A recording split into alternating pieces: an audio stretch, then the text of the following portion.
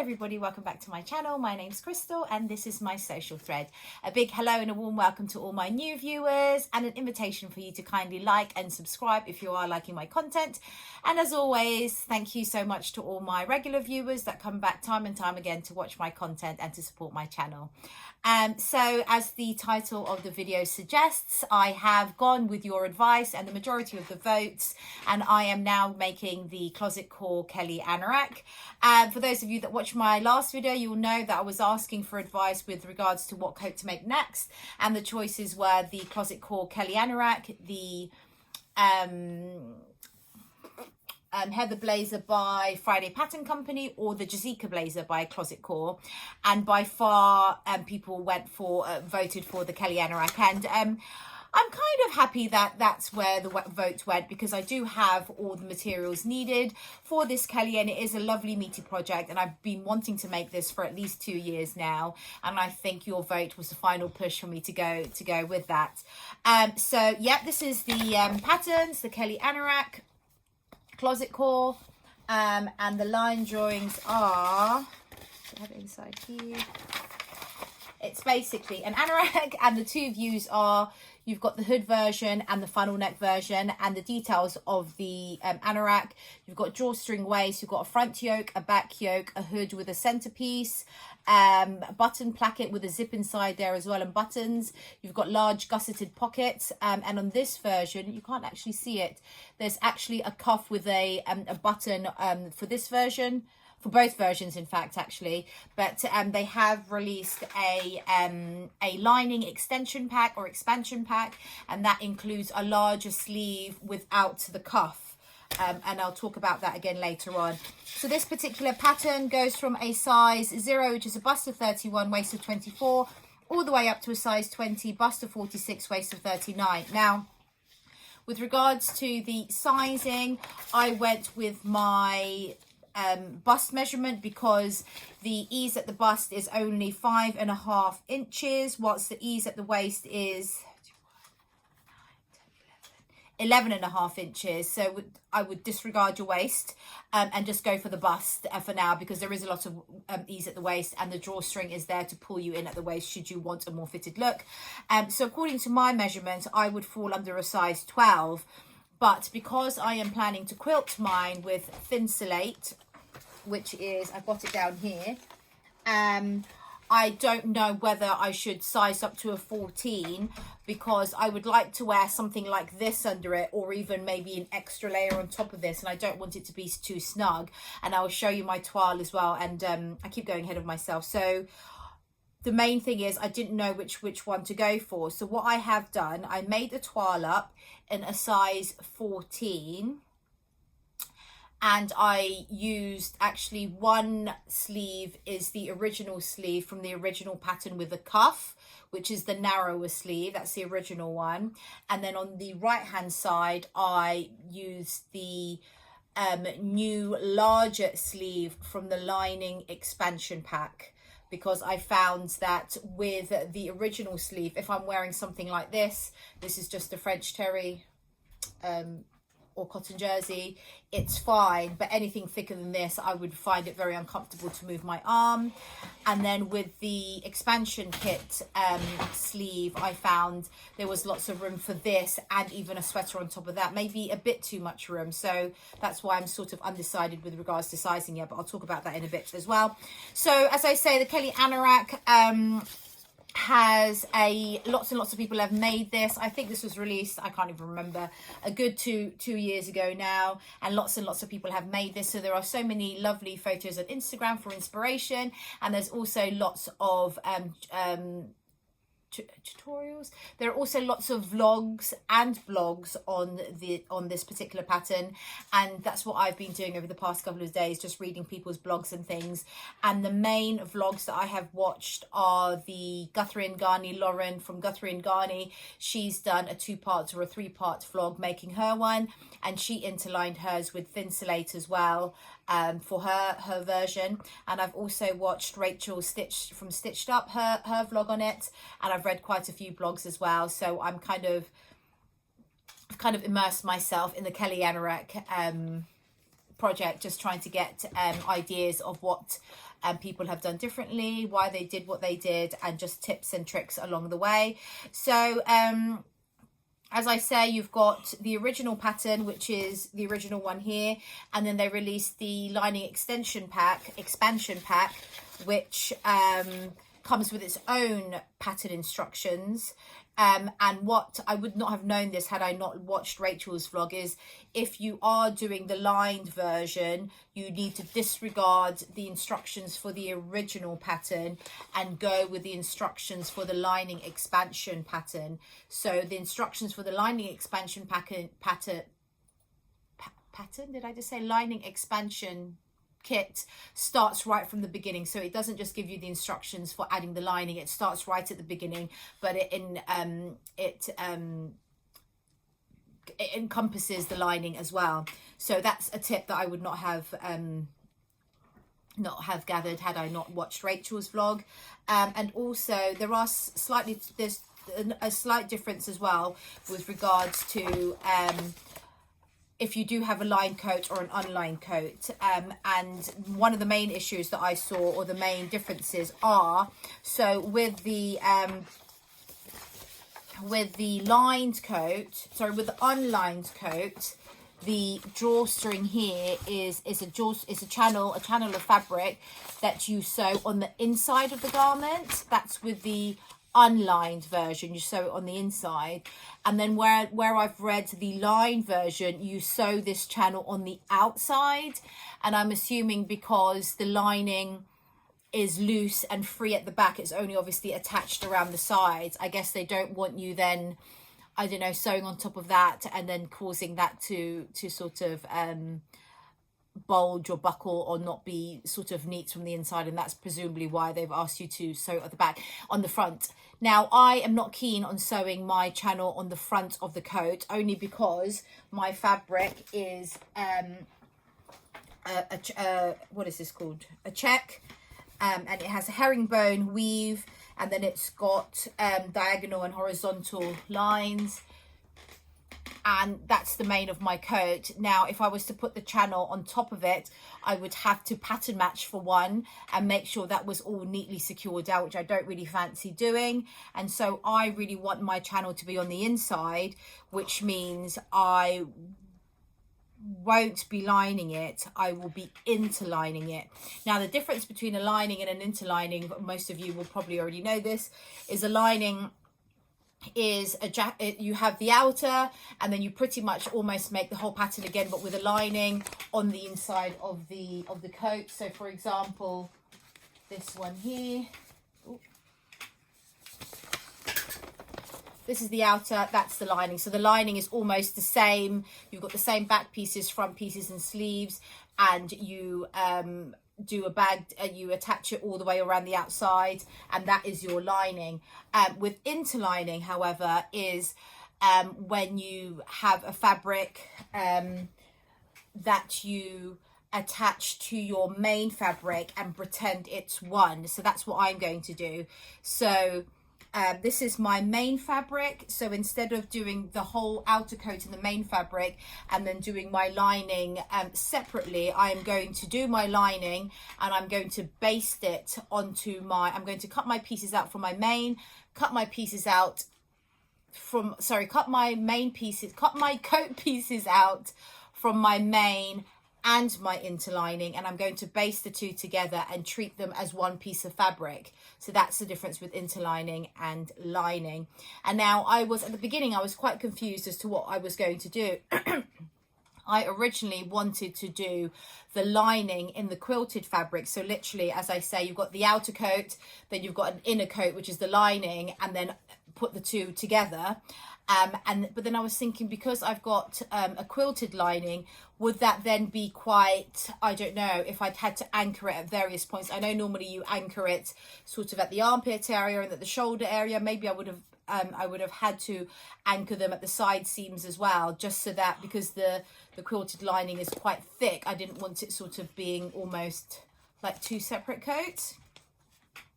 And then with the interlining, I was a bit worried as well, because my lining is quilted. As I'm sewing the seams together, I didn't want them to be too bulky, because the seams are meant to be sewn with a flat felled seam or a flat felled seam. And basically that is when you, how can I describe this? When you have your two seam allowances together and you've sewn that across there. So this seam allowance, you trim one side of that by half, and then you trim that one by half, and then this remaining bit you fold over and over again, and then it goes, I'm not describing this very well, and then it goes on top of it, and then you sew that down. So it's a much more stronger seam, and it's a much more neater seam, and it's the sort of seams that you get in denim jackets and in denim trousers and in trousers generally, like casual trousers. You have the flat felled seam. So now I was thinking, if I was to do that with quilted fabric, would that be like really bulky? But then Lauren did interline hers with quilted fabric, which is exactly what I'm doing with mine, and what she did instead was a faux flat fell seam. She just overlocked it and then pressed the seam allowance to one side and top stitched that down, so there was no trimming and no folding under, so that helped a lot. So going back to my and also, sorry about that, and I was still kind of like, what shall I do, lining or interlining, lining, interlining? So I then decided to contact Closet Core on their Instagram page, and I think they replied within like 20 minutes, which is really, really great, because you know that they're active on social media and they're you know, eager to answer questions. So I basically said, what do you think I should do? I would like to quilt my lining. Should I interline or line? And she basically said, or they basically said, I can't remember who actually answered, that if it's for warmth and thickness, definitely interline. If it's a thin fabric, then line. And that just answered everything. So I am now interlining my Kelly Anorak. And luckily with the interlining version, as I said, the interlining version, I would use the instructions for the unlined version, because obviously the interlining will be treated like the main fabric, so there will be no lining as such, although obviously with the interlining it looks like it's lined, but anyway. And with that version, I can put my drawstring casing on the inside of the coat rather than the outside. So from the outside, you'll only see the top stitching, which still has to be straight and neat, but I don't then have to pattern match my casing at the front of the coat, because I think that would be really tricky to do. So going back to, sorry, I've got notes because there is quite a lot to talk about. So pattern details, sizes, lining expansion, pocket expansion. The other thing as well is with the pockets, they've got some beautiful gusseted pockets here, big square gusseted pockets there. It's kind of like got a gusset there and gusset there, so it's flat, and then when you put your hand in, it kind of opens up like an envelope almost. And then these flaps are non-functional, and you just put your hand through here. Now they've introduced is it an expansion pack? I'm not sure, but it's a free add-on to this pattern on their website, which I have downloaded, but I don't have to hand at the moment. And what it is they've just made the flap functional. So instead of the flap going on the pocket, they've sewn it onto the main of the fabric, and then the flap opens and then you put your hand in. So the point of it was to make it a waterproof pocket. I personally don't stand out in the rain or in the shower, or you know, I'm not a very outdoorsy person, so my preference for this pocket with the flap wouldn't be really for waterproof purposes, but more for not getting my things lost in my pockets, because you know, sometimes you take off your coat and you hang it up or what have you, and because there's no closure in the pockets, everything falls out. So I don't really like that idea. So I'm definitely going to do the new pocket for this and not the original pocket. So that's that.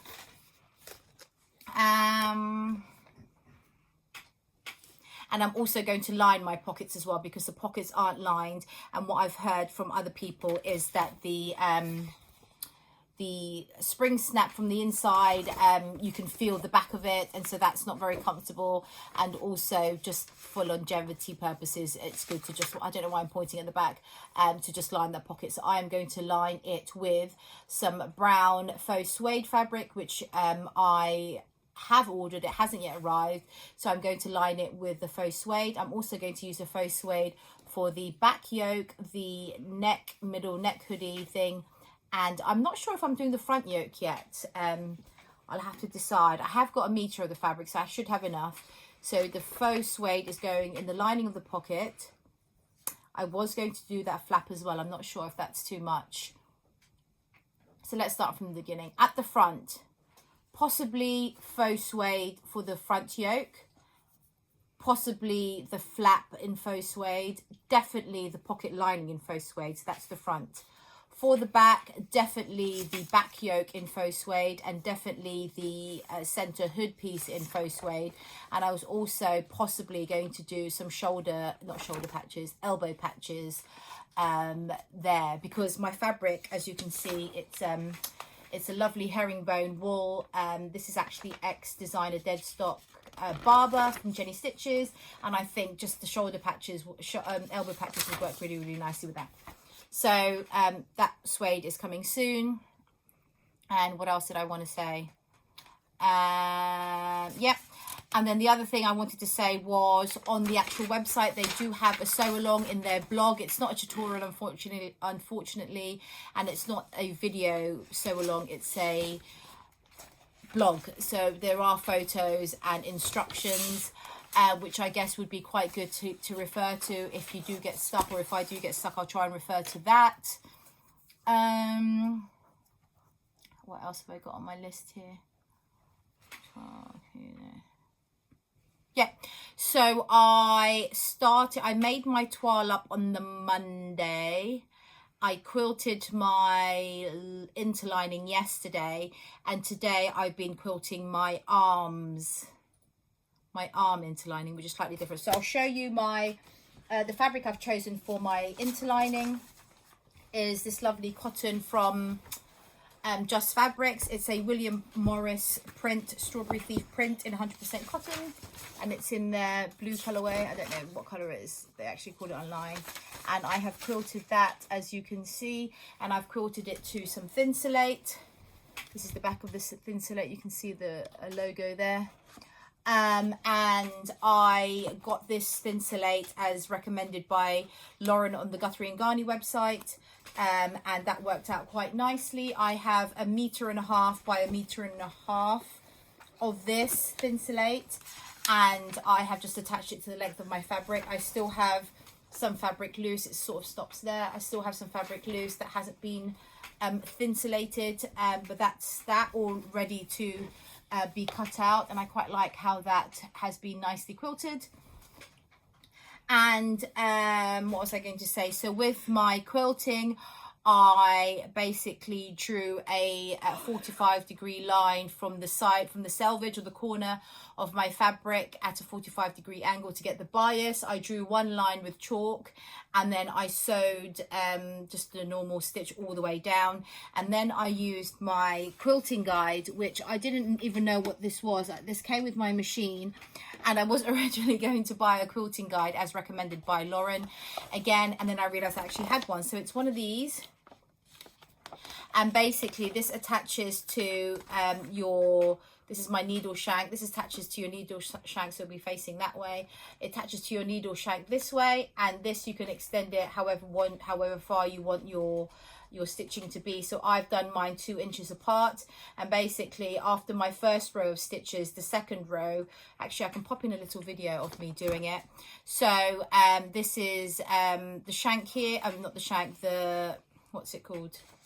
I don't even know what this is called, the quilting guide, and I line the quilting guide on the stitching line that I've already made, and that gives me the perfect 2-inch distance between my needle and my stitching and my first line of row stitches, and that just gives you lovely parallel even quilting lines as you go along. And then you turn it around the other way and do the other 45-degree angle, and then you've got that quilted effect there. So this, I bought this with my machine, and this came with my machine. I never even knew what it was, but it's come in really handy, so that's really good. So I'm just screwing it back on. So that's my interlining. Sorry, I'm just and out of this piece I am going to cut out my 2 front pieces, my 2 front yokes, my 1 back piece, and my hood sides and the middle of the hood. That's all out of this. And did Did I measure it? I didn't measure the hood, did I? It should fit. I did put the pieces on, but I didn't put the hood pieces on, but I think I did have enough left over. So this will be, I will cut that out hopefully tomorrow, and then I will cut out all the pieces on my main fabric, and then I will hand baste the two together to treat it as one fabric ready to be sewn together. And then today I was quilting my, so for the arms, I went for some acetate, lining fabric, navy acetate lining fabric, just for ease of getting the coat on and off. And I have quilted that as well. It's not yet finished. So I've done all my parallel lines, parallel lines, and then I'm going to turn, well, I've got one more or two more lines to do this end, and then I'm going to turn it around and then do the other way to get my my quilted effect. And again, I used my quilting foot. So as I say, once you've sewn one line of stitching, you then use this, and then you just keep that guide there, and as that's going this way, the needle will then you know, follow it along across this way, so you get perfect line spaced quilting lines. So that is that. And then out of this one, I'm obviously just going to cut out my bottom sleeve and my, I think they call it bottom sleeve and upper sleeve for in this fabric alone. And if I don't have enough, no, I will have enough for the thing. So that's that one. And then I need to show you my toile. Oh, so just quickly, the Thinsulate is this fabric here, as I said before. And it's quite, I mean, I would say that was thin. I mean, it's all relative, isn't it? Thin compared to what? So it's quite thin, but it's supposed to, I mean, I guess it's thin, so it's insulating, but it's thinner than, I guess, other insulating fabrics. So it is quite thin in terms of, you know, holding it and stuff. But I think attached to a coat, you know, once you have it all around your, anyway, I think it's going to be a nice, nice insulating layer. Let me show you my toile. So my toile is just made out of some red canvas that I had bought from Pound Fabrics, and I will show you it here. So let me just, is this one I want to just, yeah, toile. So I was joking around with the children saying, do you like it? It's my new coat, it's my new coat. And they were like, that's really, is that really your coat, Mum? And I said, yeah, do you like it? And they were pretty much shocked that I was going to have a coat in this fabric, I think. And I said, I'm only joking, it's a test. I didn't use the word toile because I wouldn't know what it was. So I just said it was a test garment. Anyway, so here it is. Let me just move my fabric across. Woo! Oh no, it's hooked on. Sorry, I moved you. Will this go back? So here is my toile. I should have worn that. So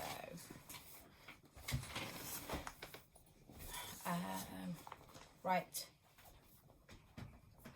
so here is the overlap. I don't know, it's a good 2 inches of overlap. Now I know that the right side gets trimmed down by about 1 inch, and that stays the same, and then you have the button placket that gets attached.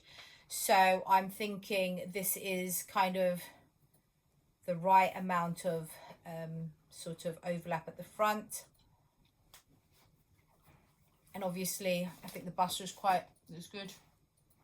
The waist is big, but that's obviously going to get cinched in at the waist with the what's it called? The drawstrings. Now the issue is the sleeve. So this is the first sleeve. The left hand side is the first sleeve, the original slimmer sleeve, and it has the cuff. Now this cuff, I made a mistake. I didn't cut it on the fold, so the cuff should be double the size, double the width of that. And just to point out that when you do the cuff, the inside, wrong side of the fabric, if it's unlined, or the lining fabric, if it's interlined, does show at the front here. So just to make a point of that. And it's fine. This sleeve is fine if I'm wearing something this thin. And then this sleeve is the bigger sleeve. And it's got no cuff, and it's just much wider. I don't know if you can tell. It is just so, obviously there's a cuff there. So that's sort of the distance there. With this one, you get a lot more. And if I'm just wearing sort of, you know, one layer, I think this might be a little bit too big.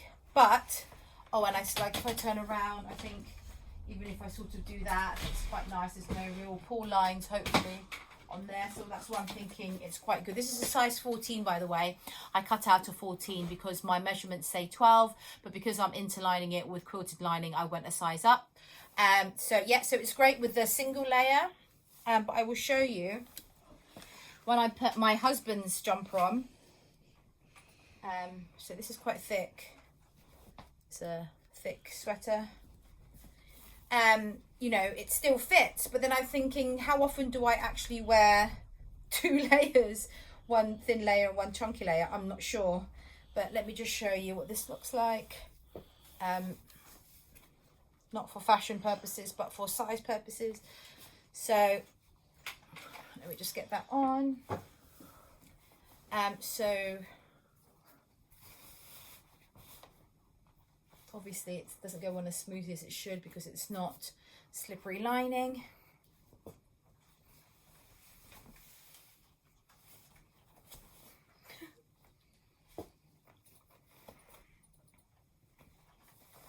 Right, so this sleeve, as you can see, the left sleeve, this sleeve is tight. I mean, it's still okay, it fits, but it's just, it feels a bit thick. I mean, to be fair, it would feel thick because I've got a jumper on underneath, but, you know, there's not much sort of room around here, as you can see. So I'm basically comparing this sweater to my interlining to see how things change in terms of size. So I think this would be quite a snug fit. This sleeve, for example, however, is a lot looser still. Like, I've still got room to move in there. You know, this is my interlining. I'd still have quite a lot of space in there. And in terms of the front, it will still close as such. Obviously, I've got a collar there, but it will still close over. It will still close over like that. So my question now is making the decision whether to stick with the size 14, which is this with this sleeve, or go down to a size 12, because when am I really going to wear, well, I don't know, with the interlining, I'm not sure, because I find that one is, I mean, it's fine, it's still comfortable. So this is what it would be like. Yeah, no, I probably wouldn't wear 2 layers, and the reason why I'm wearing 2 layers is this is supposed to represent the interlining. So actually, I might just stick to the looser arm, but a size 12, and go down to a size 12, but with a looser arm. And hopefully, I'm just going to double check where the center points actually go. I might even actually just put on the side plackets as well, and actually pretend to button that up so I know exactly how far this overlaps, because the bust, as I say, is the most fitted part. And the waist is very loose, so that will go in anyway, and the sleeves are great. And also I thought, because this is looser, which is great, and also it doesn't have the cuff, because again, with these fiddly bits here, I don't know if my interline fabric is going to like that very much, because it's quite thick. So anyway, oh, also I was going to lengthen mine. So this hits me, and you can't even see, this hits me sort of about 3 or 4 inches below my bum, which is actually fine. I know that Rachel from Stitched Up lengthened hers by 2 inches, but she's 5'10" and I'm 5'3", so I don't think I should be lengthening it at all. Plus, also, if I do lengthen it, I need to buy a new zip, and I need to adjust the pattern, which both of the things I don't really want to be doing. So I will probably just leave the length as it is. So the main issue now is just figuring out whether to do the 14 or the 12, but I'm definitely doing the bigger sleeve in any event. So if you could help me with that, that would be great. And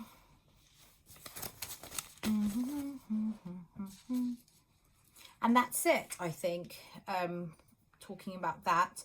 So tomorrow once I've made a decision, I'm going to sleep on it, say a little prayer, and find out what I should, maybe there'll be some big revelation as to what size I should be doing. 12 or a 14. See, I don't want it to, obviously I don't want it to be too big, I don't want it to be too small. If it's too small, I think it would be too small with having 2 layers of clothing on. But it won't be too small if I just had 1 layer of clothing on, which is what I probably would do, to sort of have 1 layer of clothing on. And if it's too big, then it's too big, and then it's just really not, just big and clunky, and I don't really, so I might just go for the 12, but I'll let you know at my next vlog.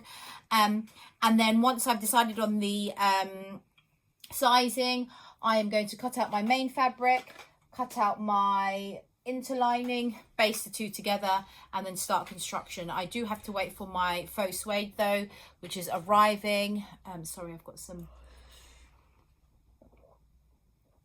barley. I don't know if you can see that. I have to wait for that. And also I have bought some bright red satin bias binding to do the back of the neck. It tells you to do it here. Don't know if you're going to be able to see it. It tells you to do some bias binding at the back of the neck there, to conceal the stitches between the hood and the main, and also at the bottom where you join the lining. I don't have a lining, doesn't matter, where you fold up the hem to cover the stitches there. They ask you to bias bind that, and I'm going to go for a bright red for that, a bright red for the hood. And also I'm not sure if I might even go for a bright red for the casing, use the same bias binding for the casing of the drawstring, depending on how wide the casing is. I'll have to check the pattern pieces, and if it's the same as my bias binding, I might just use that as the casing. So you've got red, red and red at the top, and I think it's a nice flash of colour, and there's actually red in my interlining anyway. The strawberries are red, so that's like a nice pop of colour, but it still kind of all ties in together. So yeah, very excited to do that. I have been looking at lots and lots of pictures of things. I know also that Rachel from Stitched Up said that with regards to the button placket, she finds that the buttons are too close to the edge, and when you open up the jacket, the coat, the spring snaps on the other side next to the zipper are very close to the zipper as well. So she was thinking, if she was to make another one, there's no pictures here, that she might extend the width of the placket to have more space. So I don't know if I want to do that. I mean, nobody else seems to have done that, so I might just leave that for now. And yeah, I think that's all I have to talk about. Everything there. Yep.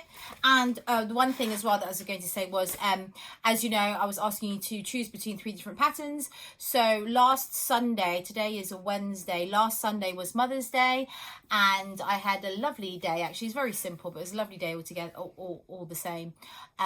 We got back from Sunday Mass around 11 o'clock in the morning, and I got a big box of chocolates from the children and a lovely card. And as soon as I got, basically, they asked me what I wanted for Mother's Day, and I just said, oh, can I just have a day of sewing, basically.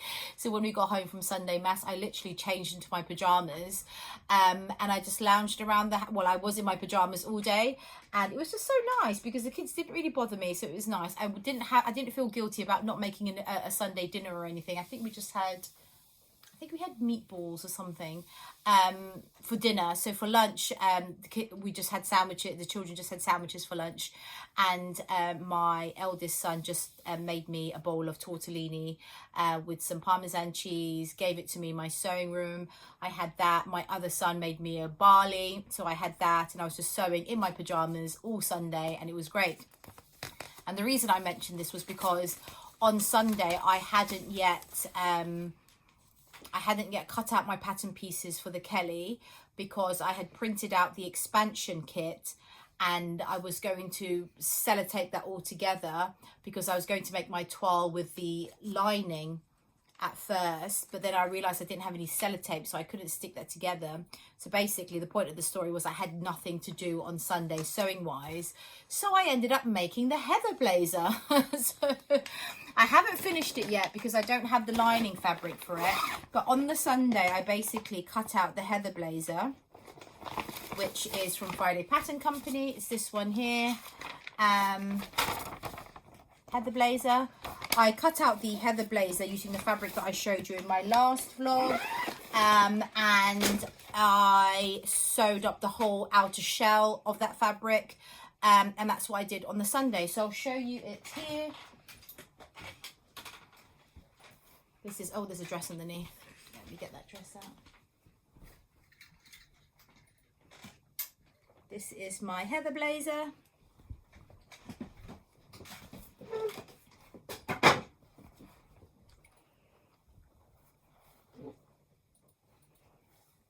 Two-piece sleeve.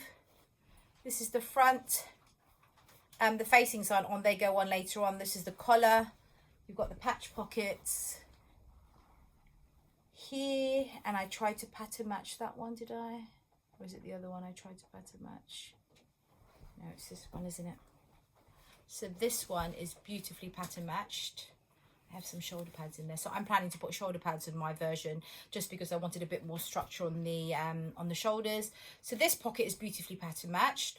What I failed to realize was when I cut out the pieces, normally I would cut things on the fold if it's plain fabric, as you do, and I cut it on the fold and I lined up all the pattern, all the lines of the print, but obviously it's kind of a reflection of the print. So the first part is fine, but then where I cut it on the fold, the other half of the pocket, it still matches up with the lines, but the print is out of sync, which is really annoying.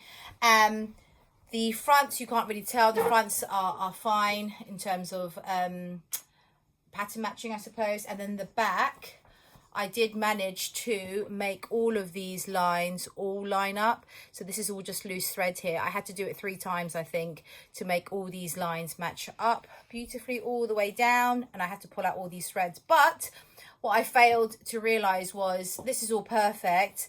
But as you can see from far away, this is my center back seam. This is the purple line going through, and this is the purple line going through.